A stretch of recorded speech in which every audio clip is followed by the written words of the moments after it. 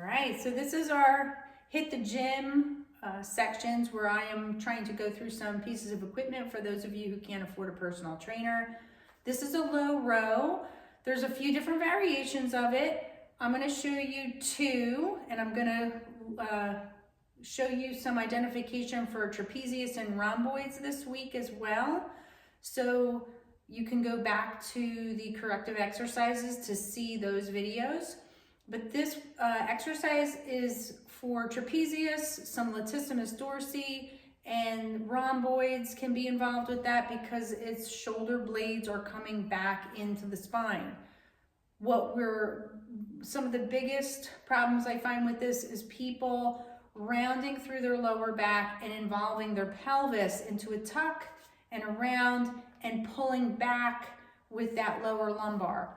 We want to use this as a phasic exercise to build the posture of the body upright by holding the lower lumbar into that position and to work the big moving muscles, just like we would in a row.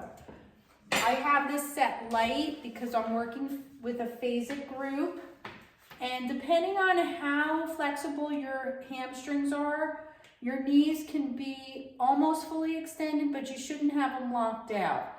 Now your lower back should be in slight extension. You shouldn't be rounded and into your lower back. It should be nice and extended so that when you pull back, your chest comes out and those shoulder blades move right behind you.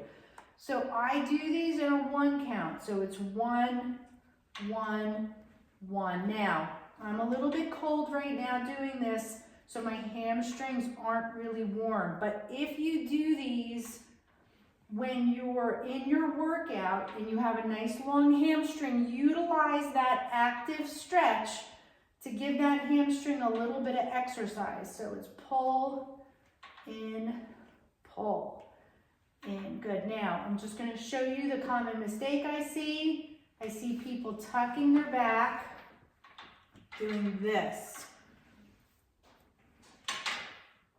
All right, so if you analyze the exercise, first of all, I'm probably even doing it better than they do.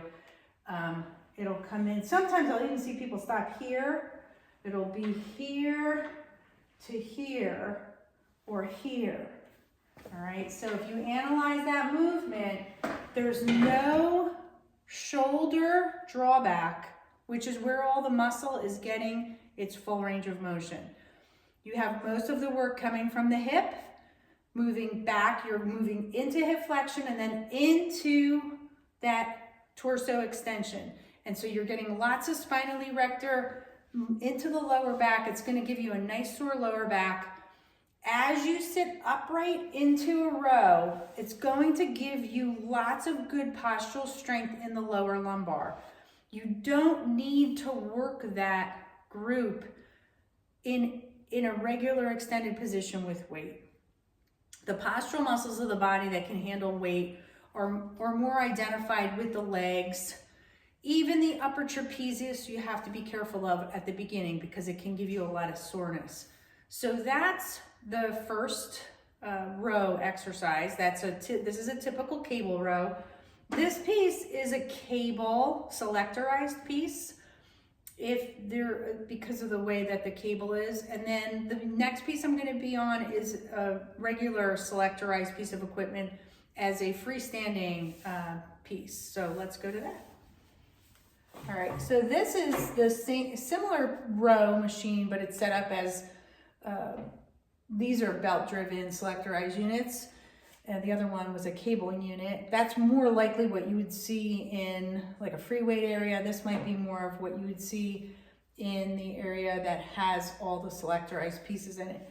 It has 2 different handles, has an upper grip handle and a row handle. So when you have your thumbs in this position, brachialis is going to be really strong into that bicep muscle. When they're out, it's going to have less ability to be able to help you in that drawback. So that's where you're going to be more vulnerable.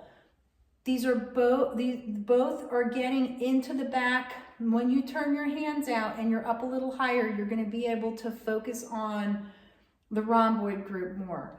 Since they're all phasic, go light 1 counts. Make sure that you have a really good range of motion. Do from 10 to 15 repetitions. So with the upper grip on here, I'm in a nice straight position, and it's the same thing. 1, 1, 1, 1. My wrists are nice and straight. My elbows are coming back. My shoulder blades are coming together. Biggest mistake I see with this exercise is taking the shoulder blade and letting it roll forward with the exercise. Those shoulder blades need to be pinned back into a neutral position, and then when you bring them back, you're pulling them together.